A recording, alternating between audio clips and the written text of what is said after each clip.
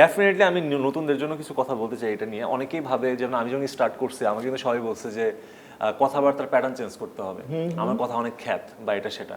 আমি এক কান্দা শুনতাম, কিন্তু এইটা না, আমি এখন পর্যন্ত আমি এই জিনিসটার সাথে আমি না যে আমি কেন কথা স্মার্টভাবে সব জায়গায় বলবো।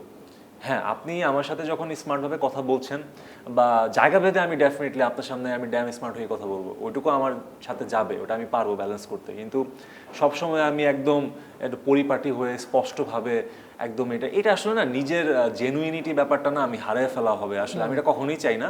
সো অনেকেই আছে যারা আসলে চাটগাঁয়া থাকে, অনেকে সিলেটি থাকে, অনেকে কথা বলতে গেলে ফ্লাম্বিং হয়। আমি দেখছি অনেক সময় একটা প্রোগ্রামে গেছি বা হয়তো বা আমার সামনে এসে বলতেছে যে এটা হয়েছে, কম কথা বলতেছে কারণ ওর কথাবার্তা আমাদের প্যাটার্নের সমস্যা আছে।